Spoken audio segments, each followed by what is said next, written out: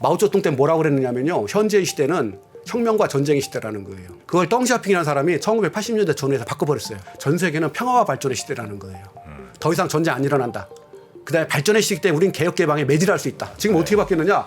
전략적 기회와 위험이 병존하는 시대라는 거예요. 세계와 시대와 역사가 급변하고 있고 그 속에서 긍정적인 요소와 부정적인 요소가 서로 충돌하고 갈등을 일으키는 시기다. 거기서 부정적인 요소는 주로 누구를 가리키느냐? 미국을 가리키는 거예요. 왜 세 번째 연임을 할 수밖에 없는가? 왜 중국에서 스트롱 리더십이 필요한가? 국내적인 위기를 극복하고 대외적으로 미국과 맞서기 위해서 이런 리더십이 필요하다는 것을 공산당이 동의했다는 거예요. 네, 3프로TV 신과 함께 오늘 이제 중국에 대해서 네. 정말 깊은 이해를 또 하는 시간을 좀 가졌는데 결국 이제 중요한 건 우리나라 이제 어떻게 될 거냐, 어떻게 맞습니다. 해야 되냐 이거 아니겠습니까? 맞습니다. 네, 그래서 그 얘기 이어서 우리 조영남 교수님께 한번 도움 말씀 좀 들어보도록 하겠습니다. 자, 교수님, 일단 이제 중국의 상황은 대충 제가 정리가 된 것 같습니다. 아닌가요? 네, 다 정리됐습니다. 네, 그래서 이제 중국이 이제 어떻게 할 거냐, 그럼 이제 우리는 어떻게 해야 되냐, 우리한테 어떤 영향이 있나, 요 정도가 이제 중요한 것 같은데요. 맞습니다. 그거 먼저 한번 풀어볼까요? 우선 우리가 무엇을 어떻게 대응할 것인가를 알려면 네. 그 전에 중국은 어떻게 할 것인가를 먼저. 네, 그렇죠. 중국이 그래서 중국이 시진핑 집권 3기 네. 통칭 그렇게 얘기하거든요. 네. 그 시진핑 집권 3기의 정책 방향에 대해서 한번 좀 먼저 이야기를 좀 한번 해보죠. 그래서 이제 뭐 보면 첫 번째로 네. 이번에도 중국의 국정 목표는 동일합니다. 들어보셨죠? 중국의 꿈. 중국몽. 예, 중국어몽. 네. 그래서 중화민족의 위대한 중국을 이루겠다. 뭐예요 이게? 그게 뭐냐? 네. 1단계로는 2035년까지 네. 사회주의 현대화 기본 실현하겠다. 이렇게 말하면 좀 어렵잖아요. 사회주의 현대화? 전 좀 정확하게 좀 얘기해 줬으면 좋겠어요. 그래서 중국 사람들. 학자들은 대략 어떻게 얘기를 하느냐면요. 네. 2035년 무렵에 군사적으로는 동아시아에서 완전히 지키고 동아시아 정도는 중국이 지키고 네. 그다음에 경제적으로는 1인당 미소득 한 3만 달러. 3만 달러면 굉장히 큰 겁니다. 그렇죠. 지금 우리가 3만 5천 달러인데 14억이 3만 달러면. 무지하게 크죠. 네. 예. 그리고 2050년에는 사회주의 현대화 강국을 완성한다. 이것도 역시 어려워요. 그게 무슨 뜻이냐? 내면으로. 즉 무슨 뜻이냐면 저희들은 학자들 그렇게 해석해요. 미국의 버금가는 초강대국 슈퍼파워가 되겠다라고 선언한 겁니다. 넘어서는 것까지는 아니고. 넘어설지는 모르지만 최소한 미국의 버금가는 슈퍼파워 되겠다. 이게 사실은 5년 전에 중국이 선언한 건데요. 네. 중국 역사상 처음입니다. 그래요? 최고 지도자가 그것도 가장 큰 당대회에서 말로는 슈퍼파워가 됐다는 표현 안 썼지만 네. 그 행간으로는 되겠다고 선언한 건 처음이에요.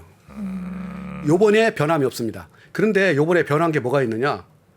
드디어 중국에서 자기들의 발전 방식을 중국식 현대화라고 명명하고 그리고 이걸 갖고서 끊임없이 추진하겠다 이런 걸 선언했어요. 중국식 현대화. 예, 이건 중국에 새로 만든 말이에요. 작년에. 중국식 현대화. 중국식 현대화를 뭘 의미할까요? 일단 그러니까- 현대화가 뭔지를 알아야 중국식 현대화가 뭐라. 그러니까 현대화라는 것은 네. 이제 영어로는 마더나이제이션인데 네. 우리가 흔히 말하는 거 가장 기본이 산업화, 네. 즉 농업에서 공업으로 바뀌는 거, 도시화, 대중교육, 그다음에 대중 매스미디어 발전, 그걸 통한 경제 발전, 그다음에 뭐 정치적 민주화 뭐 이런 걸 얘기하는데 네. 네. 이 중국식 현대화가 지칭하는 개념은 뭐냐? 여태까지는 서양식 현대화만 있었다라는 거예요. 내지는 다른 줄여서 하면 미국식 현대화. 네. 그런데 드디어 중국이 중국 자신뿐만 아니라 전 세계 개발도상국한테 중국의 경험을 근거로 한 중국식 현대화를 만들어내겠다라는 거죠. 이건 굉장히 중요한 의미가 앞으로 우린 꿀릴 거 없다. 미국에 대해서도 그렇고 유럽에 대해서도 그렇고 발전 방식. 제 친구들 중에서 이제 그러니까 중국이 누군가의 롤 모델이 될 수 있다는 바로 거예요. 그거죠. 예, 정확히 짚으셨습니다. 모든 나라들이 대체로 지금까지는 뭐 영국이든 미국이든 이런 나라 산업화된 걸 보고 따라갔는데 예. 그렇게 갈 거 없다. 중국식으로 갈 수 있다. 라는 거죠. 우리도 그렇게 했고 그다음에 여기서 타겟을 잡는 건 한국이나 일본은 아니에요. 우리 뭐 중국식 현대화 설득력이 전혀 없잖아요. 네. 근데 문제는 아프리카, 라틴 아메리카, 동남아시아 이쪽에는 얘기가 달라지거든요. 그래서 퓨 리서치 센터라고 미국의 유명한 네. 여론 조사 기관인데 거기서 조사한 걸 보면은요. 중국은 선진국에서는 왕따예요. 그게 무슨 말이냐? 네. 한국을 포함한 14개 선진국에서 중국에 대해서 비우호적이다, unfavorable하다라는 비율이 몇 퍼센트냐? 평균 75%예요. 정프로님, 네. 한국인은 얼마나 비우호적인 줄 아세요? 중국에 대해서 네, 몇 퍼센트일 것 같아요? 뭐 모르긴 몰라도 아마 부정적 인식이 제가 볼 때 한 90% 가까이 되지 않을까 싶은데 너무 높았나요? 네, 80%입니다. 80%예요? 일본이 88에서 99 돼요. 세계에서 중국을 가장 싫어하는 선진국이 일본이에요. 올해 88 나왔고 작년에 90 나왔어요. 일본이 그렇게 싫어해요? 아, 싫어합니다. 아, 근데 참고로 여기서 주의할 게 있는데요. 네. 우리 국민의 80%가 중국에 대해서 비호적이다, 즉 싫다예요. 네. 반면에 중국인들은 그렇게 안 해요. 아 그래요? 네. 한국 좋아합니까? 아니죠. 50% 정도는 우호적이에요. 그러니까 우리가 문제가 있는 거예요. 우리가 그렇게 중국 싫어하니까 중국도 우리 싫어할 것처럼 생각하죠. 안 그렇습니다. 어쨌든 그래서 중국은 선진국에서는 왕따예요. 네. 이게 중국한테 주어진 과제예요. 근데 개발도상국에서는 아니에요. 개발도상국에서 조사하면요, 중국이 우호적이다라는 게 60% 넘게 나와요. 그래서 중국의 현재 세계적 지위를 표현하면 선진국에서는 왕따, 개발도상국에서는 대장, 이렇게 표현할 수 있습니다. 그러니까 중국식 현대화 모델이라는 것은 미국식 모델, 현대화 모델 내지는 서양식에 대비되는 새로운 롤 모델이 되겠다라고 당차게 선언한 거예요. 그 전까지는 주로 썼던 말이 뭐냐? 혹시 들어보시는 분이 있잖아요. 베이징 컨센서스 뭐 이런 말. 네. 뭐죠? 아, 그러니까 네. 베이징 컨센서스라는 게 뭐냐면 와싱턴 컨센서스라는 게 신자유주의를 뜻하는 거예요. 아 1991년 라틴 아메리카를 신자유주의 모델에 따라 바꿀 때 있죠. 그러니까 네. 규제 완화 뭐 이런 거 있잖아요. 그거에 대해서 중국은 달리 나가는 그래 성공한 뭐 거기다 중국 모델 뭐 이런 얘기했는데 그걸 그냥 싹 다 흡수해서 중국식 현대화라는 공식 학술 용어로 만들어서 앞으로 나가겠다. 그러면서 위대한 중화민족의 중국을 이룩하겠다. 이 목표는 똑같아요. 그런데 중요한 게 있어요. 이게 이번하고 완전히 다른 게 바로 정세인식인데 이게 무슨 뜻이냐면요. 중국은 혁명국가잖아요. 네. 그래서 혁명에서 가장 첫 번째 해야 될 일은 뭐냐면 나와 적의 역량을 분석하는 거예요. 바로 마오쩌둥 노선이 뭐냐. 여태까지 마크스 레닌주의, 정통 마크스 레닌주의는 네. 노동자 계급 프롤레타리아의 근간 혁명이잖아요. 네. 근데 이거를 소련에서 공부했던 국제파들은 그대로 한 거예요. 네. 중국에. 이게 안 돼요. 왜? 그 당시 농민이 90%예요. 노동자 계급이 10%예요. 아니 10%밖에 없는데 무슨 노동자 계급 중심으로 혁명을 해요? 마을은 어떻게 했느냐? 현실에 근거해서 분석해야죠. 당신이 농촌을 중심으로 해서 도시를 보호해야자. 그때 했던 게 바로 정세 분석이죠. 그리고 이 정세 분석했다. 이걸 굳이 한다라면 저는 뭐 증시 증권이랑 안 하는 사람인데 증시 시황 분석. 내년 예를 들어서 부동산 업계 분석 이러하는 거예요. 이게 바뀌면 뭐가 바뀌냐면 정책이 바뀌어요. 예를 들어서 마오쩌둥 때 뭐라고 그랬느냐면요. 현재의 시대는 혁명과 전쟁의 시대라는 거예요. 그러면 뭘 해야 되는 거예요, 중국은? 혁명을 수출해야 되고 미국과의 소련과의 전쟁에 대비해야 되는 거죠. 그걸 덩시아핑이라는 사람이 1980년대 전후에서 바꿔버렸어요. 어떻게 바뀌었느냐? 전 세계는 평화와 발전의 시대라는 거예요. 더 이상 전쟁 안 일어난다. 그다음에 발전의 시기 때 우리는 개혁 개방에 매질할 수 있다. 더 이상 전쟁 누비하지 말자. 획기적인 거예요. 그리고 이게 바로 20차 당대회 전까지 40년을 유지해 왔어요. 네. 근데 이게 바뀌기 시작해, 인식이. 저는 저번에 정치 보고를 읽으면서 가장 제가 주목했던 건 이거예요. 어떻게 바뀌었느냐? 네. 국내는 전에는 어떻게 얘기했느냐면요. 현재는 바로 전략적 기회의식이다. 중국한테. 전략적 기회의식이. 기회의식이. 그러니까 중화민족의 중국을 이룩할 수 있는 굉장히 주의의식이다. 이걸 놓치면 안 된다. 네. 경제발전을 총매진하자. 지금 어떻게 바뀌었느냐. 전략적 기회와 위험이 병존하는 시대라는 거예요. 즉 국내적으로도 위험이 너무 많다. 이건 새로운 규정이에요. 위기의식이 고조되는 거죠. 또 국제적으로는 더 심각한데 전에는 뭐라고 했느냐. 아까 말씀드렸듯이 전 세계는 평화와 발전이 주류다. 네. 근데 지금은 어떻게 했느냐. 그게 아니라는 거예요. 세계와 시대와 역사가 급변하고 있고 그 속에서 긍정적인 요소와 부정적인 요소가 서로 충돌하고 갈등을 일으키는 시기다. 거기서 부정적인 요소는 주로 누구를 가리키느냐. 미국을 가리키는 거예요. 패권, 즉 힘으로 몰아붙이고 강한 자가 약한 자를 억누르고 이런 요소들이 너무 있다. 이것도 완전히 바뀐 거예요. 결국 이건 무슨 뜻이냐. 국내적으로나 대외적으로나 중국은 위기에 직면해 있다. 상황 바로 인식을 그렇게 했다는 거죠. 예, 이건 완전히 다른 거고 바로 그리고 시진핑이 왜 세 번째 연임을 할 수밖에 없는가? 왜 중국에서 스트롱 리더십이 필요한가? 국내적인 위기를 극복하고 대외적으로 미국과 맞서기 위해서 이런 리더십이 필요하다라는 것을 공산당이 동의했다라는 거예요. 따라서 이런 위기라면 대응책은 하나밖에 없죠. 공산당을 중심으로 똘똘 뭉쳐야 되고 그게 당의 전면용도 강화라는 거예요. 이걸 다른 말로 얘기하면 기업이건 경제건 교육이건 선전이건 모든 걸 당이 주도할 거고 그 다음에는 국내적으로나 대외적으로나 투쟁 정신을 함양한다. 이게 제 표현이 아니라요. 당 정치 보고에 공식적으로 나오는 거예요. 이게 근데 우리 교수님 보실 때는 아주 객관적으로 잘 판단한 거라고 보세요? 아니면 국내 부정적인 여론, 특히나 이제 시진핑 3기 이런 거에 대한 반발심을 좀 잠재우거나 혹은 이제 누를 수 있는 명분을 마련하기 위해서 이런 위기 저는 반반이라고 보는 반반이에요? 거예요. 분명히 네. 문제 있어요. 예를 네. 들어서 이제 중국 경제와 관련해서도 부동산 문제 심각하죠. 그다음에 중국 경제에서 지금 가장 심각한 문제가 뭐냐면 전 부동산 문제라고 안 봐요. 뭐냐? 청년 실업률이에요. 그러니까 15세에서 네네. 16세에서 25세까지 실업률이 19.9%, 다시 얘기하면 20%예요. 안 하려고 하죠. 안 하려고 하는 게 아니라 할 수가 없어요. 중국에 일자리가 없어요? 아, 그게 아니라 코로나 때문에 네. 지난 3년 동안 전면 봉쇄했잖아요. 아, 중국에서 일자리는 어디서 만들어지느냐면 창업하고 서비스업에서 만들어져요. 하루에 보통 저 2만 개씩 창업을 하고요.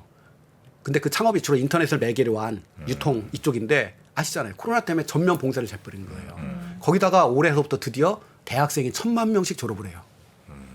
근데 1,000만 명이 졸업하면 현재 상황이라면요. 걔네들 취업할 수 있는 애도 500만도 안 돼요. 그래서 지금 코로나19를 풀어야 되는데 이제 이것 때문에 지금 가장 중요한 지금 시진핑 집권 3기가 당면한 과제는 이 경제 문제예요. 네. 이제 그런 의미에서 위험성은 있어요. 근데 저는 이제 미국의 저런 거라든지 이런 거는 좀 과장된 거라고 봐요. 과장된 거라고. 네. 이제 그런 측면이 있고요. 이제 그러다 보니까 이제 이거 아까 말씀드렸듯이 가장 중요한 게 정치적으로 풀겠다. 이제 공산당의 전면 용도를요. 공산당의 당헌이죠. 거기에 보면 그렇게 표현해 있어요. 공산당 정부 군대 학교와 동서남북 중앙에서 공산당이 모든 걸 영도한다. 이거를 우리 정프로처럼 네. 좀 가진 게 좀 있으신 분들이 딱 들으면 무슨 느낌 들까요? 야, 이거 잘못하면 내 거 다 뺏긴다. 예? 도망갈 생각 좀 하겠는데. 예, 알리바바, 뭐 실제로 텐센트, 많이- 바이두 들어보셨죠? 많이 찡동. 나가고 있죠 지금. 예, 근데 제가 볼 때는 그건 별로 안 믿어요. 뭘 안 믿는지. 예, 그러니까 많이 나가는 만큼 들어오는 것도 또 많아요. 하나를 예를 들면 그 저희들은 이제 그런 통계를 보는데 그 중국의 유학생들이 미국에 네. 코로나 전에 38만 명이 가 있었어요. 네. 인도 유학생도 그 정도 가요. 그러면 인도 유학생과 중국 유학생이 본국 귀국률을 보면요. 그전에도 중국 유학생 80% 이상이 들어왔어요. 왜 들어왔느냐? 거기서 박사학위 받고 주로 이공계로 유학을 가니까 비즈니스 기회가 훨씬 많은 거예요. 인도 유학생들은 들어올 생각 안 해요. 그냥 눌러 앉아버려요. 교수님 그런 부분은 어떻게 생각하세요? 이번에 얘기할 때 공동 부유에 대한 바로 조금 컨셉. 있다가. 조금 있다가. 또 자, 이게 나옵니까? 바로 이게 바로 정치고요. 자, 이걸 보니까 일단 긴장이 되죠. 아, 이거 제가 마음이 볼 때 조급해집니다. 네. 시진핑 시기에 최대 살기 어려운 사람이 누군지 아세요? 지식인이에요. 우리 정프로팀이나 네, 저기 네. 어수장님 같이 이렇게 바른 말하기 좋아하시는 분들 쉽지 않아요. 그러니까 제 친구도 대학 교수하고 지금 부총장 하는 애들 있거든, 중국 친구들. 네. 죽으려고 그래요. 죽으려고 그래요. 이 공산당 영도. 그 다음에 두 번째가 역시 중요한 게 경제화 사인데 제가 키워드 두 개만 얘기할게요. 첫 번째 경제화를 해서 키워드는 뭐냐? 쌍순환이라고. 네. 영어로 이제 듀얼 서큘레이션이라고 부르는데 말은 쌍순환이에요. 즉 국내 순환과 국외 순환. 네. 즉 대외개방 유지하겠다라는 건데 진짜 내용은 뭐냐? 내수 중심 전략으로 가겠다라는 거예요. 이거 딱 듣는 순간 어떤 느낌 드세요? 아, 미국의 탈동조화, 디커플링에 대한 대응이라는 느낌 팍 들죠? 네. 예, 이게 언제 제기된 거냐면 2020년에 공식 결정한 거예요. 이미 그때부터 2020년이면 트럼프 정부가 한참 네, 네, 대중국 네, 네. 제재가 할 테니까 좋다. 그러면 우리 자체 내로 완전한 공급만 갖추겠다. 해보겠다. 네. 라고 한 건데 요게 이제 요번에도 강조되고 있어요. 근데 이게 이제 아까 제가 그런 말씀 드렸는데 왜 트럼프 정부, 바이든 정부가 중국을 그렇게 관세하고 그다음에 뭐 기술 이런 거 금지시켰는데 왜 저러느냐? 왜 그러냐면요. 현재 중국의 성장 기여에서 수출이 차지하는 비중이 10%밖에 안 돼요. 그러니까 10% 타격을 입어봤자 별 상관이 없는 거예요. 그러니까 끄떡도 안 하는 거예요. 그러니까 더 이상 그래서 조 바이든 정부가 약죠. 어떻게 하가요? 더 이상 무슨 뭐 수출입 통제하거나 이거 하고 안 된다. 그 중에서 첨단 기술만 막자. 근데 이제 그것도 쉽지 않아요. 예를 들어서 작년에 이제 그 월스트리트 저널에서 나온 건데 네. 작년에 미국에서 상품 수출이라는 기술 수출, 네. 첨단 기술 수출을 한 게 얼마 2천억 달러를 했어요. 그리고 미국의 기업 중에서 국무부에 수출하겠다, 허가해달라라고 했을 때 거절된 비율이 4%밖에 안 돼요. 이게 무슨 얘기냐? 디커플링이 안 되고 있다라는 거예요. 극히 일부를 빼고는. 어쨌든 쌍순환이 요번도 계속 강조되고 앞으로 독자로 가겠다. 동시에 요번에 중요한 게 바로 뭐냐? 교육과 과학기술을 통해서 국가를 발전시키는 전략. 이걸 바로 혁신추도 전략이라는 거예요. 이게 네. 굉장히 중요한 거예요. 아까 제가 그런 말씀 드렸죠. 기술 관료를 대거 충원했다. 네. 바로 이걸 한다라는. 근데 공교롭게 재미난 게 올 5월 달에 네. 미국의 그 토니 블랭컨이라는 국무장관이 저 바이든 정부의 중국 전략이라는 문서를 발표했어요. 형식은 이제 조지 워싱턴 대학에서 연설하는 형태로 거기 읽어보면 앞으로 바이든 정부는 중국에 대해서 어떤 전략을 쓸 것이냐 세 가지 키워드로 딱 정리해놨어요. 첫 번째가 뭐냐? 투자, 인베스트먼트다. 투자가 뭐냐? 국내의 지금 교육과 과학기술이 너무 엉망이다. 결국 미중 간의 경쟁의 승패는 혁신, 과학기술이 결정하는데 이 상태는 안 된다. 그래서 1단계가 바로 투자와 이제 교육과 과학기술에 부는 투자. 그거 가시죠. 기억하시죠? 조 바이든 정부가 이제 작년에 인프라 투자법 이런 거 했다. 그게 이거예요. 근데 이게 중국하고 똑같은 거예요. 그다음에 두 번째 전략이 뭐냐? 미국이 중국은 못 가진 게 바로 동맹국과 연합하는 세력들 있죠. 들어보셨죠? 치포, 반도체, 네, 이거 네, 뭐라든지 네. 뭐 인도태평양 경제 프레임워크 이런 것도 다 그 연대, 얼라이먼트. 그다음에 세 번째가 이제 무한 경쟁 가자. 이제 컴피티션. 딱 이 전략인데 중국도 거기에 맞춰서 그대로. 그래서 이 바로 경제 분야에서의 키워드라는 게 내수 중심의 전략, 동심의 혁신 중심의 전략. 바로 이제 이게 한국한테 주는 함의라는 게 한번 잘 생각해 보면 우리가 지금 얼마나 심각한 상황인가를 알 수가 있어요. 이건 조금 이따 얘기를 하고요. 네. 그 다음에 이제 아까 사회 우리 저 오 수장님이 말씀하신 공동부유가 저희 학자들은 다 얘기했어요. 아 이거 별력이 없을 거다. 왜 별력이 없느냐면요. 이 공동부유는 참고로 시진핑이 제기한 게 아니라요. 40년 전에 덩샤오핑이 얘기한 거예요. 덩샤오핑이 그때 무슨 얘기를 했느냐면 중국 상황에서는 사회주의의 분배 정책을 깨기 위해서는 인센티브를 줘야 되고 그래서 먼저 부유하자. 선불원이라는 거 들어보셨죠? 네. 네. 그거랑 같이 나온 개념이 공동부유 개념이에요. 먼저 불을 쌓으면 그 다음에 이제 다 같이 잘 살는. 그렇죠. 네. 그래서 이제 바로 시진핑이 판단한 개혁개방 40년 했다. 이 정도의 지금 빈부격차면 더 이상 놔두면 안 된다. 공동부유로 가자라는 건데 문제는 뭐냐? 이게 결국 돈의 문제거든요. 그리고 너무 심각해요 지금 중국이 거의 라틴 아메리카 수준이에요. 네. 빈부가. 예. 네. 그 정도로 심각한데 그래서 요번에 시진핑이 말은 했어도 이거 못한다. 그래서 대신 슬로건으로 제기했어요. 예를 들어 1차 분배와 2차 분배 개선한다. 그 1차 분배, 2차 분배 다 아시는 내용이에요. 1차 분배는 뭐냐면 시장에 의한 분배, 즉 임금 올리는 거예요. 임금 올리는 네. 거. 2차 분배는 재정 분배지죠. 복지 정책하고. 근데 다른 나라에서 안 하는 3차 분배를 하겠다라는 거예요. 3차 뭐예요? 분배가 뭐죠? 바로 그걸 이제 그대로 옮겨놓은 게 저건데 첫째 중요한 내용은 고소득을 조절하고 즉 고소득자를 단속하고 두 번째가 네. 불법 소득을 타산하고 불법 소득을 뭐 이거 뭐. 세 번째가 기업과 사이의 공익사업과 기부를 촉진하고 저 얘기는 결국엔 증세하겠다는 겁니까? 증사는 이제 제2차 분배에 해당되는 거예요. 아, 재정을 높이는 거니까. 바로 빅테크들이 도망간다. 부자들이 도망간다는 얘기가 바로 이거예요. 제3차 분배. 그래갖고 사실은 이게 어제 오늘 나온 게 아니라요. 재작년부터 나왔거든요. 그래갖고 텐센트, 바이두 이런 데 있잖아요. 기부금을 1조씩 막 내고 그래요. 그렇죠. 근데 문제는 뭐냐. 자발적으로 하는 게 아니라 이건 거의 준조세예요. 이런 식으로 뜯어가면 결국 이게 뭐가 부딪힌 여기서도 예를 들어서 고소득자를 조절한다. 들어보셨죠? 뭐 배우 중에서 누가 뭐 이명 계약해갖고 뭐 몇백억 뭐 받았다. 아, 네네. 인플루언서 받았다. 네네. 들어보셨죠? 네.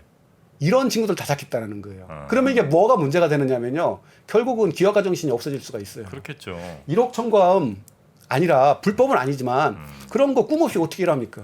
3% 열심히 뛰어서 상장하고 그래야죠. 야, 그런 욕망 없이 네. 어떻게 일을 하겠다라는 거예요. 결국 이거는 종이의 양면이에요. 기업가 정신과 이 불로소득이라는 거는 애매한 거거든요. 네. 근데 이걸 너무 세게 해버리면 나머지는 어떻게 되는 거예요. 그래서 그러니까 일부가 짐 싸기 시작한다라는 거예요. 그래서 나가고 있다라는 얘기가 들리고 뭐 상하이에는 집값이 당대회 다음 날 거의 한 40% 빠졌대요. 네. 설마. 40% 빠진 매물이 나왔대요. 네. 근데 이제 그거를 저는 달리 해석하는 게 뭐냐면요. 네. 이미 재작년부터 부동산 단속 들어가고 헝다 그룹 네네. 파산한 거 있죠. 네. 이미 그때부터 빠지기 시작했고요. 예를 들어서 그런 거예요.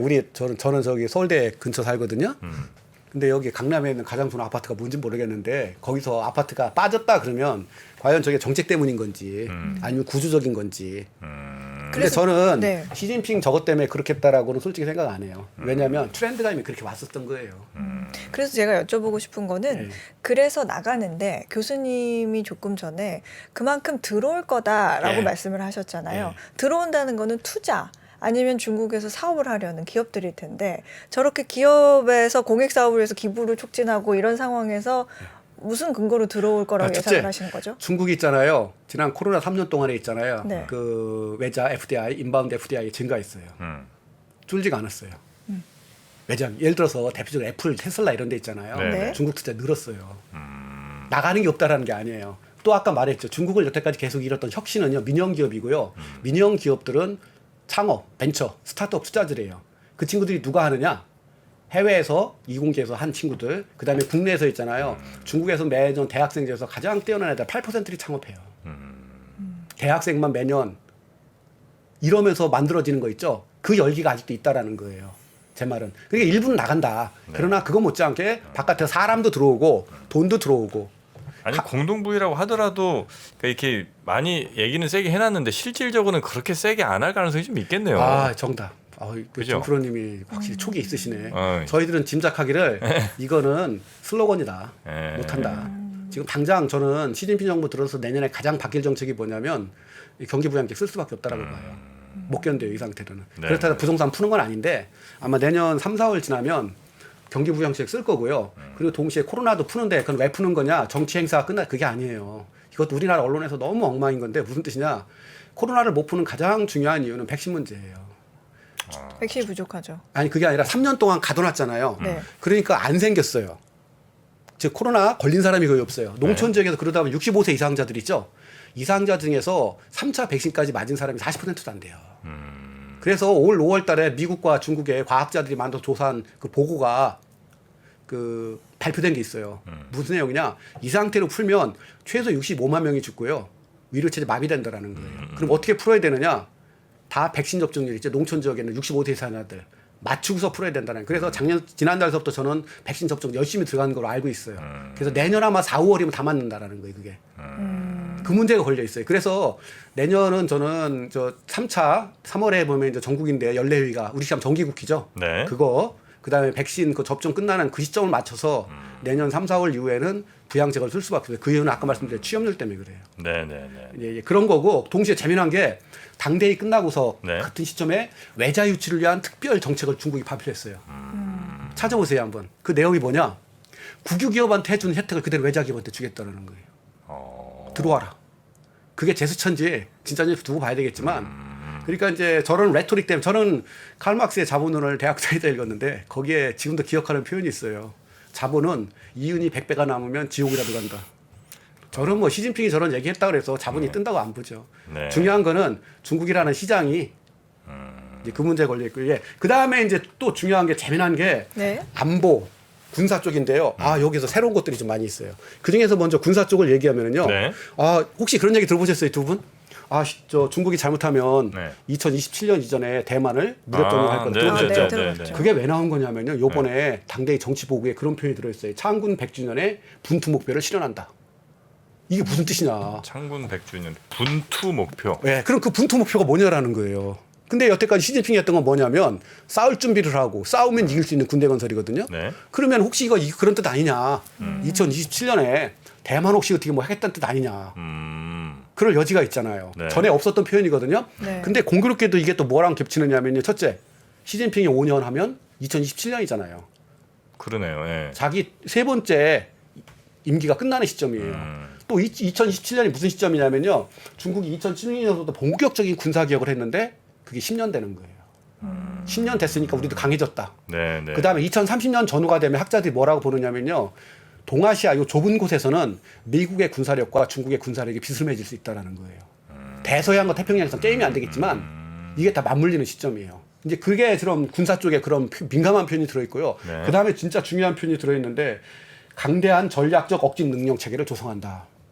말이 되게 어렵죠. 네. 쉽게 표현하면 무슨 얘기냐면 전략적 핵 억지 능력을 강화하겠다라는 거예요. 참고로 중국은 여태까지 있잖아요. 그건 덩시아핑의 유언이기도 한데 네. 절대로 두 가지는 하지 말라라는 게 있어요. 하나가 뭐냐? 미국과 군비 경쟁하지 말라. 소련처럼 된다. 또 하나는 민주화하지 말라. 소련처럼 무너질 수 있다. 그래갖고 핵전력도 있잖아요. 네. 중국이 여태까지 핵전략을 어떻게 가져왔느냐면 두 가지. 첫 번째가 뭐냐? 선제 사용 불가 방침. No forced use. 절대로 핵 먼저 쓰지 않는다. 네. 두 번째 방법은 제한적 핵 억지력을 해서 상대방이 나를 공격하면 그때 맞춰서 공격을 함으로써 상대방이 공격 못하게 한다. 이거랑 반대되는 개념이 제한적 억지 전략, 적극적 핵 전략. 그 뭐예요? 상대방이 공격하기 나를 전에? 공격할 가능성이 있으면 바로 아시죠? 미국의 전략이에요. 그러니까 중국은 첫 번째 우선 사용 금지, 그 다음에 제한적 이걸 지금 바꾸려고 하는 거예요. 이것 때문에 실제로 중국은 핵탄두가 몇 개냐면 추측을 하게 되게 300개 정도라고 그래요. 네네. 들어보셨죠? 미국과 소련. 네. 미국이 5,000기, 그다음이 소련이 소련이죠. 6,000기. 네. 그러니까 이거랑 비교해 보세요. 중국이라는 그 거대한 나라가 300기밖에 없는 거예요. 핵탄두가. 이게 어느 정도 나라 규모냐면요. 영국하고 프랑스 규모예요. 근데 그거에 변할 가능성이 있다라는 거. 왜? 중국에선 지난 3, 4년 동안 있잖아요. 이 핵 전략 바꿔야 된다는 얘기가 계속 나왔어요. 근데 이게 이제 이번에 정치 보고에 들어왔어요. 이거는 뭐냐? 미국에 대한 대응일 가능성이 있는 겁니다. 예, 이런 의미에서 굉장히 중요하고요. 이제 마지막으로 이제 대만 얘기를 하면 네. 이것도 획기적인 게 이건 자승자박인데요. 시진핑이 그렇게 얘기했어요. 중화민족의 위대한 중흥을 이루를 전제 조건이 있는데 그게 바로 대만과의 통일이다라는 거예요. 그러면 이건 무슨 뜻이에요? 시한을 박아놨다라는 거예요. 그러면 가장 먼 시한은 2050년이라고 그랬죠? 네. 이게 슈퍼파워 되는. 근데 그 중간 단계는 2035년이죠. 근데 요새는 아까 보여드렸 2020년까지 땡겨지고 있는 거예요. 이런 식으로 자승자박을 해놔버리면 근데 요번에 새로운 게 뭐가 드러났느냐? 전에 없었던 표현이 두 개 드러났어요. 외세의 개입을 절대 반대한다. 대만 문제는 중국인의 문제로서 중국인이 해결한다. 이건 누구한테 하는 얘기인지 아시죠? 미국한테 하는 얘기. 네. 그다음에 두 번째가 중국도 있잖아요. 이런 5년에 한 번씩 하는 정치 행사에서 막말 안 해요. 그리고 대만과의 통일도 굉장히 여태까지 부드럽게 얘기했거든요. 네. 근데 최초로 평화 통일을 위해 노력하겠지만 무력 사용을 절대 포기하지 않겠다. 라를 선언했어요. 이건 처음이에요. 네. 지난 40년 동안 당대회에서. 거기다 아예 헌법에 공산당 헌법에도 대만 독립을 굳건히 반대 및 억제한다 이런 표현이 없었거든요. 넣었던 거예요. 무슨 뜻이에요? 대만에 대해서는 비타협적이라는 거예요.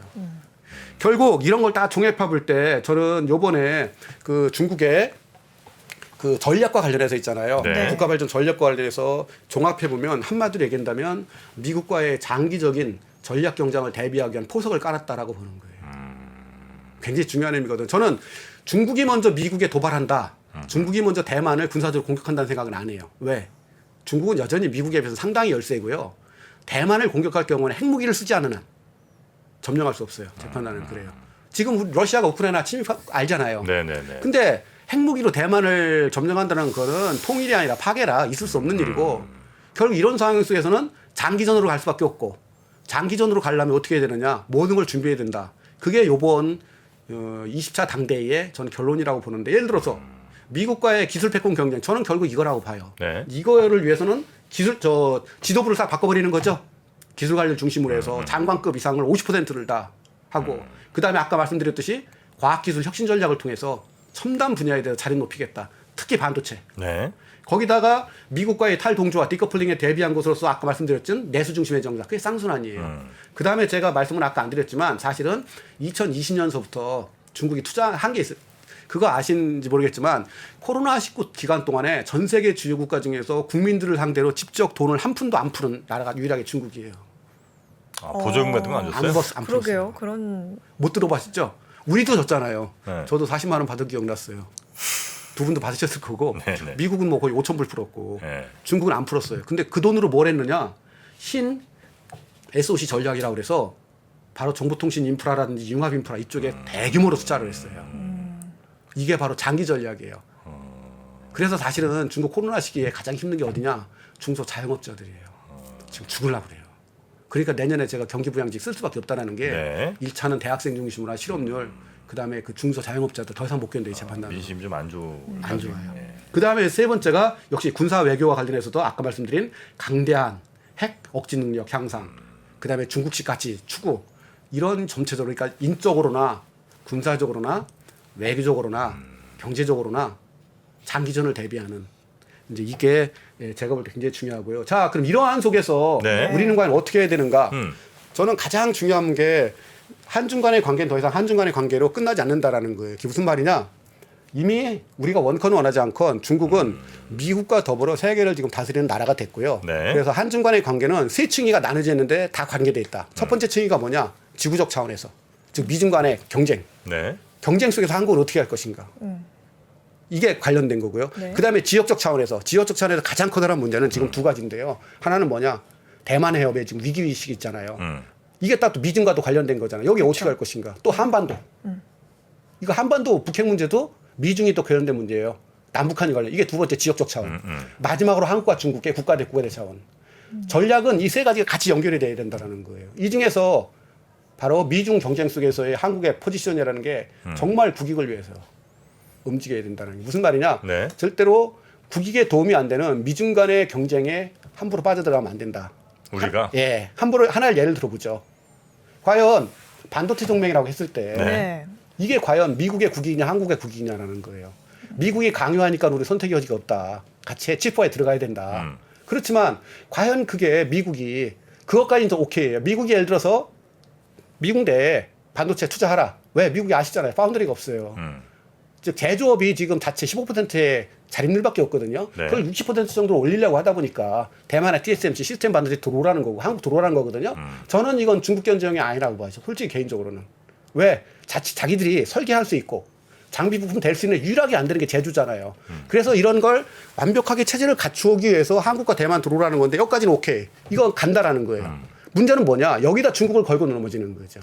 그래서 그 Chip and Science Act 반도체와 과학 법률에 따르면 네. 25%의 보조금을 받으면 10년 동안 중국에 투자를 못 한다라는 거잖아요. 네. 그걸 1년을 유예해 줬는데 저는 그건 미국의 행포라고 보는 거예요. 과연 이런 게 과연 어떤 게 국익이냐 이런 문제 또 마찬가지로 지역 문제와 연결되는데요. 지금 어떤 형태건이 있잖아요. 그 대만에 문제가 생기면 네. 미국은 개입할 수밖에 없어요. 방식은 간접이냐 직접이냐일 뿐이죠. 그죠? 간접은 무기만 대주는 거. 직접은 직접 군이 들어가는 거거든요. 네. 어떤 형태건. 그럼 한국은 두 가지 형태 어떻게 될 것 같습니까? 개입할 수밖에 없어요. 이거는 우리가 원컨 원까지 한미동맹 규정도 있고요. 네. 현재까지 한미동맹 최우선 정책으로 할 경우에는 간접일 경우도 무기를 대야 되는 거고 군이 들어갈 직접이면 들어가야 되고. 직접이면 한국군은 안 들어가더라도 최소한 오키나와에 있는 주일미군이 들어가고 평택에는 주한미군이 들어가요. 그럼 무슨 뜻이냐? 바로 전장이 된다는 거예요. 네, 네, 네. 동시에 한중 간의 이제 국가와 국가대 차원에서 제가 이제 한중 관계 30년을 분석하는 학술 논문도 쓰고 이제 곧 책으로 나오는데 가장 중요한 한중 관계 30년에 반성할 점이 뭐냐? 저는 그거라고 봐요. 기술 경쟁력과 산업 경쟁력이 너무 뒤떨어져 있어요. 어디가요? 한국이 중국에 비해서. 기술 경쟁력과 산업 경쟁력이 떨어져 있다고요? 떨어져 있다고요? 더 이상 중국의 대결이 혹시 5일 전에 정경련에서 나온 네. 세계 100대 반도체 기업 그 통계 보신 적 있으세요? 아니요. 네, 거기 무슨 내용이냐면 네. 보신 적 있으세요? 대략적으로 나와 있는 순위는 뭐 본 적이 네, 있어요. 무슨 얘기? 그게 무슨 통계냐면요. 왜냐하면 우리가 가장 자신 있고 하는 게 반도체잖아요. 네. 근데 그 정경련에서 낸 글로벌 시총 세계 반도체 기업 100대 기업을 뽑았어요. 네. 1등이 어느 나라일 것 같습니까? 1등? 미국. 예, 미국. 예, 아니 중국이에요. 중국이라고요? 예, 중국이 100대 기업 중에서 42개가 들어 있어요. 반도체 기업 그렇죠. 100개 중에 예, 그러니까 글로벌 시총, 저 주식 총액 있잖아요. 네. 글로벌 시총으로요? 예, 그러니까 세계, 그러니까 그 소위 말하는 그 세계에서 가장 큰 기업인데 매출액, 시총, 뭐 자산 이런 거로 계산하잖아요. 네네네네. 그 중에서 이번에 시총으로 계산했대요. 그렇게 했을 때 세계 가장 큰 반도체 기업 100개 중에서 1등이 중국인데 42개고요. 2등이 어디냐? 그게 미국인데 28개예요. 시총을 다 합쳤을 때 말씀하시는 그렇죠. 거죠? 그렇게 했을 때 중국에는 42개의 기업이 들어있고 한국은 3개밖에. 많아서 그런 거 아닐까요? 많아서가 아니라 무슨 얘기냐면요. 저는 제가 알기로 반도체조차도 있잖아요. 크게 일부를 제외하고는 쉽지 않다라는 얘기예요. 제가 무슨 말씀드려요. 이미 배터리, 자동차 등등 있잖아요. 네. 핵심은 그거예요. 한국에서 중국과에 관해서 20년 동안 지난 30년 동안 뭘 했느냐는 거예요. 저는 이제 그 통계를 보니까 예를 들어서 초창기 10년은 있잖아요. 한국이 중국에 대한 수출이 10배 정도 늘었어요. 그 다음에 다음 20년째 들어가잖아요. 그럼 확 줄어요. 30년째 들어가잖아요. 거의 1대1. 드디어 지금 역전돼 버렸죠. 수입보다 수출해야지. 네네네. 이런 문제. 이게 다 핵심이 뭐냐. 기술 경쟁력과 산업 경쟁력이 너무 뒤떨어져 있고요. 솔직히 말씀드리면 제가 볼 때는 이거 회복 안 돼요. 그 정도로 한중 관계가 심각하다라고 저는 그걸 봐요. 군사안보도 중요하지만 특히 이제 제가 강조하는 건 뭐냐면 이거와 관련해서 네. 중국은 이미 말씀드렸잖아요. 우리가 지금 20차 당대를 보면서 지도자 선발서부터 시작해서 정책서부터 시작해서 모든 대비를 하고 있고요. 그다음 정확히 얘기하면 이게 언제부터 한 거냐면요. 1996년서부터 한 거예요. 1996년서부터 국가 차원에서 혁신 주도의 경제발전 전략을 했고요. 그때 그래서 중국에 있는 주대한 그 빅테크 기업들 있잖아요. 네. 화웨이가 1986년인가 87년 빼고 있잖아요. 대부분 기업이 다 1999년, 2000년 만들어진 기업들이에요. 샤오미 같은 건 2001년. 근데 우리는 그동안 뭘 했느냐라는 거예요. 바로 거기서 격차가 벌어지기 시작한 거죠. 그래서 저는 이게 이제 2018년 전후로 해서 미국 내에서 미중 국가 경쟁력 보고서들이 많이 나왔거든요. 네. 그 중에서 뭐 제가 중요한 건 봤는데 결론은 그거예요. 예를 들면 이런 식이에요. 세계 4차 산업혁명에 10개 첨단 분야가 있다. 각 첨단 분야에서 어느 나라가 1등이냐 해봤더니 미국이 5개 1등이고요. 여기서 참고로 첨단 분야 10개라는 것은 5G 이런 거, 그다음에 반도체, 네. 그다음에 로보트, 뭐 빅데이터, 핀테크, 바이오, 우주항공 이런 걸 얘기하는 거예요. 네. 미국이 5개가 1등이고요. 중국이 3.5에서 4가 1등이에요. 하나가 유럽이에요. 제가 이제 그 보고서를 벌써 5년 전에 읽었던 것들이에요. 느낀 게 뭐냐? 한국은 어딨냐라는 거예요. 이제 결국 지금 정리하면 네. 한국이 중국에 대해서 어떻게 해야 될 거냐라는 것은 미중 간의 경쟁 속에서 어떻게 국가 이익을 지킬 것인가. 지역적으로 한반도뿐만 아니라 대만 해협에서 어떻게 한국이 평화를 지킬 것인가. 동시에 이런 걸 다 포함해서 한중 간의 관계에서 더 이상 기술 경쟁력과 산업 경쟁력을 못 갖는 이 상황에서 어떻게 한국의 이익을 만들 것인가. 이거를 종합적으로 고민해야 되고요. 전 늦었다고 봐요. 지금이라도 정말 정부, 네. 제가 몸담고 있는 학교, 기업들이 종합적으로 노력하지 않으면 전 심각할 거라고 저는 보는 게 이제 중국의 공산당 20차 당대회를 보는 이제 한국의 대응과 관련된 겁니다. 좀 더 세부적인 것은 뭐 하나하나 네네. 할 수 있지만 네. 이렇게 포괄적으로 얘기하는 것으로서 이제 제 네. 한국의 그 과제를 말씀드리려고 합니다. 일단 우리나라가 이제 중국에 많이 좀 빼앗겼다고 할까, 하여튼 중국으로 많이 넘어간 주도 기술이 넘어간 게 이제 뭐 여러 개가 있겠습니다만 네. 그래도 지금 우리가 아직은 조금 더 우위에 있다고 보는 게 뭐 반도체, 조선, 뭐 OLED 뭐 요 정도인가? 아니에요. OLED도 사이즈에 따라 달라요. 아 이미 소형 사이즈는 이미 소형 중국이- 사이즈는 다 넘어갔고요. 아 대형만. 지금 LG가 지금 갖고 있는 대형만인데 네, 그건 알겠습니다. 시간 문제예요. 네. 자 그럼 뭐 디스플레이 포기하겠습니다. 네. 전기차도 밀려요. 그럼 이제 전기차는 전기차는 뭐 아니에요. 중국이 전기차는 지금 뭐 세계 최고 왜 수준이에요. 밀려? 네. 그다음에 이제 배터리도 세계 최고 수준이고요. 배터리 드릴게요 그러면 말고 그러면 반도체하고 자 반도체도 뭐만 있냐면요. 네, 메모리. 메모리 쪽. 메모리 파운데이션. 저 파운드리. 메모리와 파운드리. 아 그러니까 메모리 중에서 메모리도 역시 설계가 있고 네. 네. 그다음에 그 소재 장비 있고 그다음에 제조가 있고 패키징이 있고 이런 거 있잖아요. 네, 그 여러 네. 공정이 한 6단계가 있는데 그 중에서 우리가 강한 게 제조. 제조만. 그러니까 아까 말씀드린 세계 100대 반도체 기업 중에서 중국이 42개라고 그랬잖아요. 네. 대만이 10개예요. 우리가 3개인데 그 시간 문제라고 보세요? 저는 시간 문제라고 봐요, 솔직히. 그리고 참고로 말씀드리면 네. 이건 제 학자, 제 견해가 아니라 우리나라에서 가장 큰 반도체 회사에 그거를 책임지고 있는 사람들의 얘기이기도 합니다. 제가 뭐 구체로 말씀을 안 드리겠는데 네네네. 네. 왜냐하면 저는 제가 그 분야는 제 전문 분야가 아니기 때문에 제가 할 수 있는 얘기는 아니에요. 근데 반도체라는 거는 사실 이제 일단 설계가 이제 대단히 중요한 뭐 기본적인 기술이 좀 원천 기술이 있을 것 같고요. 그다음에 이제 아주 초정밀의 최첨단 반도체를 만들기 위해서 가장 중요한 게 이제 그 반도체 장비들이잖아요. 맞습니다. 근데 이제 노광 장비라고 그러죠. 그렇죠. 근데 그건 이제 지금은 현재 뭐 유럽 일부 국가 혹은 뭐 미국 정도 네덜란드에서 ASLM이 네. 독점 판매하고 있어요. 근데 그러니까, 사실 그 기술도 미국 건데. 그러니까 이제 그 기술의 네. 이제 상당수가 미국 거고 네. 다는 아니고요. 그러니까 이제 그걸 만들지 않고서는 도저히 최첨단 반도체를 만들 수는 없잖아요. 그럼 이제 중국이 자체적으로 그 노광 장비든 그런 장비를 이제 만들어야 되는 건데 과연 그게 가능하겠느냐? 스스로 만들 수 있는 능력이 있느냐. 예, 바로 그거에 대해서 지금 우리 정프로께서 말씀하신 거에 저 100% 동의입니다. 근데 그 다음에 짚고 넘어갈 게 있어요. 네. 이제 여기서 지금 우리가 얘기하는 첨단 노광 장비라는 게 7나노 이하짜리거든요. 네. 최첨단. 그럼 아시다시피 워낙 미국이 네덜란드 그 노광 장비 회사한테 다 팔지 말라 그러는 그 노광 장비 회사 네. ASLM이 거부했죠. 네. 우린 그렇게 못한다. 아. 그래서 10나노 그 이상 것들 있죠. 소위 말하는 범용 기술이라고 그래요. 네네. 네. 이건 파는데 실제로 통계를 보면요. 네덜란드 그 회사에서 가장 많이 1년에 가장 많이 사가는 나라가 중국? 예. 근데 그게 다 어떤 장비냐? 범용 장비. 이거요. 못 사가는 게 7나노이아짜리. 첨단 장비인데 아시겠지만 그 첨단 노광 장비는 우리나라에는 기업들도 쉽게 사갈 수가 없어요. 왜? 1년에 몇 개를 못 만들어요. 줄 서는 거고. 자, 이게 첫 번째. 즉 다시 말씀드려서 중국이 못 만드는 반도체가 중국이 반도체를 못 만드는 게 아니라 첨단 분야의 반도체를 못 만든다라는 게 첫 번째고요. 그다음에 두 번째가 첨단 분야의 반도체를 만드는 방법이 두 가지가 있대요. 하나가 뭐냐? 최첨단 장비를 쓰고 최첨단 기술을 써갖고 7나노에서 3나노로 줄이고 뭐 이런 거죠. 네. 근데 또 하나의 방법은 뭐가 있느냐? 시간은 걸리고 돈은 더 들지만 기존 장비로 반복적으로 굴려서 7나노짜리를 만들어낸다라는 거예요. 혹시 보신 적 있어요? 얼마 전에 한 달 전쯤에 중국에서 7나노짜리 만들었다. 그랬습니까? 못 보셨어요? 네. 한번 제 말 듣고 찾아가 보세요. 제가 그래서 그 저기 한양대랑 고대에 있는 그 반도체 전문가한테 물어봤어요. 어떻게 가능하다라는 거예요. 어떻게 한 거냐?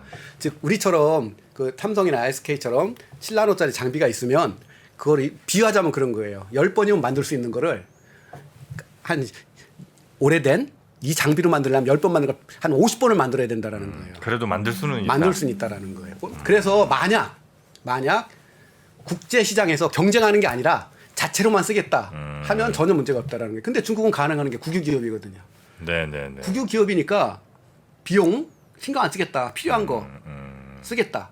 제 말씀은 그거예요. 그다음에 세 번째 국제 정세라는 거는요. 100년, 50년 그렇게 가는 게 아니에요. 얼마든지 바뀔 수 있고요.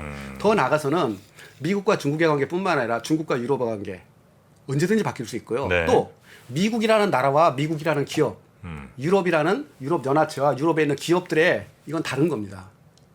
얼마든지 달라요. 그러니까 중국의 기본적인 전술이라는 게 네. 다른 나라 우회에서 또 노력도 하는 거고 이런 측면에서 이제 이게 불가능하다라는 것과 시간이 좀 걸린다. 그러면서 서서히 좁혀지고 이건 다른 얘기예요. 그럴 때 제가 얘기하는 거는 네. 그 반도체는 장기 산업이기 때문에 진짜 복합 공정이거든요. 빨리 쫓아갈 수 있다는 얘기를 하는 게 아니에요. 그러나 급한 건 대체하고 그러면서 서서히 가는데 그런 의미에서 시간 문제라고 보는 거예요. 근데 일부 사람들은 그걸 마치 불가능하다. 이렇게 보는데 그 문제는 근데 그 얘기를 근데 저처럼 오랫동안 중국의 개혁 개방을 이렇게 본 사람들은요. 네. 어떠냐면요. 중국은 죽었다 깨어나도 안 돼라고 했던 게 100가지도 넘어요. 그래요? 그럼요. 근데 지난 40년을 보면 다 해왔어요. 아니 이제 하여튼 뭐 우리나라는 그래서 반도체 업체들 열심히 뭐 저 노력하고 또 새로운 첨단 뭐 많이 해야 되겠습니다만 이제 우리의 제일 큰 고민은 미국과 중국 사이에서 이제 뭔가 선택을 강요받을 때 예. 그때 이제 어떤 선택을 해야 바로 이제 되느냐잖아요. 바로 그 문제죠. 그와 관련해서 이 생각을 갖고 있으면 안 풀려요. 어떤 생각이냐? 네. 중국에 대한 대응은 한미동맹 우선으로 가야 되고 모든 걸 그걸 중심으로 풀어야 된다면 안 풀려요.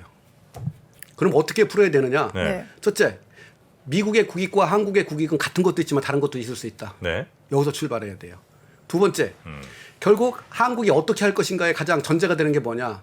기술 경쟁력과 산업 경쟁력을 우선 가져야 된다라는 거예요. 예를 들어서 우리가 미국의 그 반도체 지원법에 따라서 25%의 혜택을 받아서 반도체 공장을 설치한다고 해서 미국 네. 기업들한테 기술 주는 거 아니에요. 미국 정부와 미국 기업은 다른 문제예요. 이해하시죠? 중국 정부와 중국 기업은 또 다른 문제고요. 네. 이랬을 때 우리가 기술 경쟁력을 계속 확보를 못할 경우에는 결국 미국에 가서도 이거는 쉽지가 않아요. 이제 해결되는 문제가 아니에요. 네. 마찬가지로 저는 중국도 쉽지 않을 거라고 보거든요. 그래서 어떻게 기술 경쟁력을 확보할 것인가, 그리고 산업 경쟁력을 확보할 것인가, 이게 두 번째 전제죠. 그다음에 세 번째 전제 조건은 뭐냐면 미국에 대해서 아닌 건 아니라고 얘기해야 된다라는 거예요. 아 우리가 예를 들어서 배터리 같은 경우도 자동차 배터리 같은 경우도 제가 그 현대자동차 관계자 진짜 물어봤거든요. 네. 어떠냐 그랬더니 안 된다라는 거예요. 무슨 얘기냐? 지금 뭐 한 80, 90% 들어가는 부품을 다 줄여도 20, 30% 남는다. 뭐가 남아요? 반도체 저기 배터리 부품이. 아. 근데 뭐 어떻게 거기서 얘기를 하느냐면 자체적으로 만들거나 그죠? 북미나 미국에서 아니면 미국산 제품을 만든 배터리의 경우 7,500달러에 보조금을 준다라는 거잖아요. 그럼 무슨 얘기냐? 여태까지 만들었던 모든 시스템을 다 버리고 거기 가서 새로 해야 된다라는 거거든요. 예를 들어서 미국에서 자동차를 생산하되 그 배터리는 한국에서 가져가는데 그게 또 중국 제품이 거기 들어있잖아요. 네. 그럼 안 되는 거잖아요. 규정상. 이거는 부당한 거죠. 그거를 이제 우리의 부당함을 좀 알리고 우리의 이익을 처음부터 얘기를 해야죠. 네. 사실 이제 그러고 싶죠. 예. 그리고 이제 제가 이제 뭐 패배의식에 젖어서 그런 게 아니고 그냥 현실적으로 미국이 우리한테 쓸 수 있는 카드는 대단히 여러 가지고 대단히 많은 것 같은데 예. 많아 보이는데 우리가 뭐 예를 들어 역공할 수 있을 만한 카드는 그닥 많아 보이지 않는. 저는 그렇게 예. 생각하지 그건 않는다는 않습니까? 거예요. 예를 들어서 저는 아까 말씀드렸듯이 저도 이제 곰곰이 분석을 해봤는데 네. 말씀드렸듯이 그 반도체와 과학법 이런 걸 보면은 명분은 중국에 대한 견제다라고 네. 얘기를 했는데 제가 볼 땐 그게 아니에요. 미국 자체가 딱 보니까 네. 하다 보니까 제조업을 다 줘버렸잖아요. 그런 상태에서 만약 대만이나 한국에 문제가 생기면 즉 유사시 미국은 어떻게 되겠습니까? 반도체 자금률이 15%밖에 안 된다라는 거예요. 그냥 멈춰버리는 거예요. 저는 출발점은 거기라고 봐요. 미국의 출발점은. 네네네. 그럼으로써 자기들이 아까 말씀드린 설계와 제조까지 한 60% 가는 거기서 끝내야 된다라는 거죠. 그리고 이게 합리적인 거. 이건 받아들일 수 있잖아요, 우리가. 근데 왜 미국, 중국에 투자를 못하게 하고 규제하고 그거는 미국의 또 다른 저는 패권적 행위라고 보는 거예요. 네네네. 동시에 그럼 미국은 무슨 어떻게 얘기하느냐? 중국 걸 포기하면 나중에 미국 시장이 커지니까 많이 할 수 있다. 그거는 정부가 하는 얘기죠. 그건 또 다른 문제. 제가 아까 말씀드렸잖아요. 미국 기업이 그럼 우리한테 기술 주느냐? 이게 제 얘기입니다. 그래서 다시 정리한다라면 무조건 한미동맹 중심으로 뭐 이렇게 풀겠다는 생각을 갖는 한 대표적으로 뭐 미국, 일본이 세상에 일본처럼 모든 문제를 미일 동맹으로 푼 나라가 어디 있어요. 근데 일본이 지금 뭐 그때 우리 김현철 원장님 나와서 말씀하셨듯이 제가 볼 때 회복 안 돼요. 네네. 그럼 일본의 경제 문제, 사회 문제, 정치 문제 이런 게 네. 동맹의 문제가 아니에요. 중국과의 경쟁도. 이 생각을 버리고 동시에 한국의 국익이 정확히 뭔지를 보고 또 세 번째 기술 경쟁력과 산업 경쟁력을 갖고 그걸 갖고 요구할 건 요구하고 협조할 건 협조하고 이런 걸 해야 된다라는 게 제 생각인 거죠. 네. 그거밖에 없어요. 또 하나만 더 여쭤보겠습니다.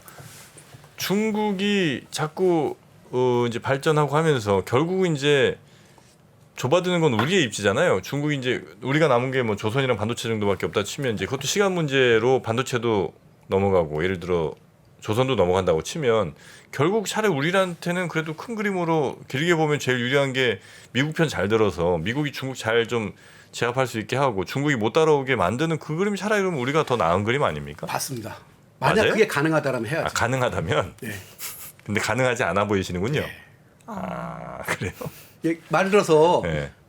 똑같은 원리예요. 우리가 힘을 합쳐갖고 압도적인 억지력으로 북한의 핵 개발을 저지할 수 있으면 해야죠. 안 돼요. 제 판단은 그래요. 동일한 원리예요. 미국이 있잖아요. 중국에 대해서 제재를 가하려면 가하려고 했다라면 2000년 전으로 했으면 돼요. 지금부터 20년 전에. 그때 중국의 GDP가요. 1조 달러 조금 넘었고요. 중국이 그 당시 무역 의존도가요. 60에서 70% 정도 됐고요. 기술 자립도 거의 없었어요. 근데 지금 상황에서는 아까 말씀드렸잖아요. 너무 늦었군요. 이미 15조 달러라 자체 시장을 갖고 있어갖고 수출이 성장률에서 기여하는 게 10%밖에 안 돼요. 거기다가 세계 10대 산업 중에서 이미 4개 정도의 자립을 갖고 나머지는 못한다는 얘기가 아니에요. 덜 한다는 거지. 이거고요. 그 다음에 1대1로라고 들어보셨잖아요. 네. 거기에 중국은 밝히지 않지만 2조 달러를 투자하고 있어요. 이미 전 세계에 중화경제권을 형성하기 위한 작업을 8년 동안 해왔어요. 거기다가 더 심각한 게 뭐냐. 러시아라는 나라가 군사적으로 지금 미국과 대립하고 있어요. 네. 이런 상황 속에서 과연 미국이 주저앉힐 수가 있느냐는 거예요. 저는 불가능하다고. 왜? 중국은 옛날 소련이 아니에요. 소련이 군사대국, 경제대국이 아니잖아요. 또 중국은 일본이 아니에요. 일본은 1953년 요시다 독트린 이후에 미일 동맹 최우선 정책을 썼죠. 그러나 중국은 도전하는 세력이에요. 네. 누른다 그래도 눌러질 게 아니에요. 이거는 뒤집어서 얘기한다면 중국이 미국을 이긴다는 뜻이 아니에요. 무슨 얘기냐? 미중 경쟁이 아무리 짧아도 10년에도 20년은 간다라는 거죠. 그리고 그 속에서 미국이 중국을 누른다라는 보장은 아무도 못해요. 만약 할 수 있다라면 아까 우리 정프로님 얘기한 그게 정답이에요. 네. 근데 안 되는 걸 하겠다는데 그럼 안 되는 걸 하는데 미국은 그래도 무조건 남는 장사예요. 왜 남겠어요? 속도라도 늦을 수 있으니까. 중국의 부상은 속도라도 늦을 수 있잖아요. 네. 그럼 우리는 무슨 남는 게 있느냐라는 거예요. 뭐가 남는 게 있을까요? 네? 그거 한번 따져볼까요? 손익계산서를 한번. 미국, 네. 저는 일본도 무조건 남는 장사라고 난 봐요. 왜냐하면 미국, 일본은 지역 패권자였으니까. 근데 한국은 과연 뭘 얻을 수 있을까? 네. 뭐 네. 더 시간이 많으면 재밌는 네. 얘기 참 많이 할 텐데 네네네. 네, 끝나지 않은 고민 네. 같습니다. 많은 고민이 있습니다. 예, 네, 이번에 교수님 오셔가지고 시진핑 집권 3기 당대회 얘기 분석 쫙 해주셨는데 사실은 뭐 외신이라든지 국내 언론이라든지 굉장히 많이 나온 내용들보다 이렇게 생각할 수도 있고 이렇게 해석할 수도 있구나 네. 라는 좀 새로운 시각을 좀 보여주신 것 같아요. 네, 예. 맞습니다. 그래서 저희도 한번 고민을 조금 더 많이 하면서 그냥 뉴스 나오는 거 그대로만 그냥 생각하고 뭐 그러진 않는 저희 또 투자자들 되도록 노력하겠습니다. 자, 오늘 아주 좋은 말씀 주셨는데 좀 다음에 한번 기회를 다시 좀 마련해서 네. 우리 교수님께 좀 뒷이야기 더 재밌는 거 한번 좀 모실 수 있으면 우리 교수님이 좀 허락해 주시길 바라도록 하겠습니다. 자, 오늘 저희와 함께 해주신 우리 서울대학교 외교 국제대학원 국제대학원 네. 저는 정확히 발음해 줘야 됩니다. 우리 원장님이 화내십니다. 부원장님이시죠? 네, 서울대학교 국제대학원입니다. 그렇습니다. 서울대학교 국제대학원 조영남 부원장님과 함께 했습니다. 오늘 부원장님 대단히 감사하고요. 다음에 또 뵙겠습니다. 고맙습니다. 두 분 감사합니다. 네, 고맙습니다.